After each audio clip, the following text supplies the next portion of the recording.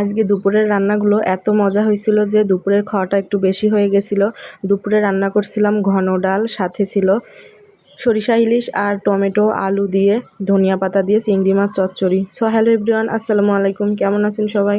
সকাল থেকে ভিডিওটা শুরু করলাম। বাইরে তো রোদ উঠছে আর যে পরিমাণে গরম পড়তেছে, কয়েকদিন ধরে কোনো কাজকর্ম রান্নাবান্না করতে একদমই ভালো লাগে না। আর এই গরমের মধ্যে ছেলে মেয়ে বায়না ধরছে চা খাবে, তো এদিকে চা বানানোর জন্য পানি গরম বসিয়ে দিলাম গরম মশলা দিয়ে। আর দেখি আটাটা শেষ হয়ে গেছে। তো আমাদের রেশনের আটা কিন্তু খেতে অনেক স্বাদ। যারা একবার আমাদের কাছ থেকে কিনেছে তারা কেনার জন্য বারবারই কিন্তু আসে। অনেক মজা লাগে, রুটি বা পরোটা যেটাই বানানো হয় না কেন রেশনের আটা দিয়ে খুবই মজা হয়। তো এখানে হচ্ছে ছেলেমেয়ের এত পছন্দ এই ডিম দিয়ে গোলা রুটিটা, ওরা হচ্ছে সকালবেলা হলেই এটাই প্রতিদিন খেতে চায়। তো আজকে হচ্ছে শুক্রবার ছিল, তো ছেলে মেয়ে বলছে চা দিয়ে গোলা রুটি খাবে, তো এখানে ডিম দিয়ে গোলা রুটিগুলো ভেজে নিলাম।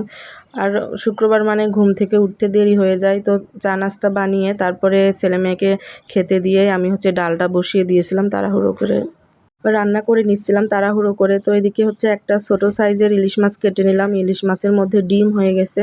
আর ইদানিং হচ্ছে বাসায় বিকাল হলেই পানি চলে যায়, সারা রাত আর পানি আসে না। তো অনেকগুলো বাসন জমেছিল, সেগুলো পরিষ্কার করে নিলাম ডাল সেদ্ধ হতে হতে। তো ডালটা হচ্ছে ফুটে গেছিলো, তো তারপরে আমি ঘেটে পরিমাণ মতো পানি দিলাম। আর এই তো ফ্রিজ থেকে টমেটো বের করে নিয়ে আসলাম। সব সময় ফ্রিজে আমি এভাবে রাখি আর সারা বছর খাই। তো তারপরে ডালটা বাগার দিয়ে নিলাম আর গাছ থেকে 2-3টা ধনিয়া পাতা তুলে নিয়ে আসে ডালের মধ্যে দিয়ে দিলাম। এদিকে হচ্ছে চিংড়ি মাছ চচ্চড়ি করার জন্য তরকারিটা কেটে নিলাম আর হাতে মেখে ইলিশ মাছটা রান্না করে নিলাম। তো এর আগে একদিন রান্না করছিলাম, একদমই ঝোল রাখছিলাম না। তো ঝোল না রাখলে আসলেই খাওয়া হয় না। তো আজকে ভাবলাম যে একটু বেশি করেই ঝোলটা রেখে দিই।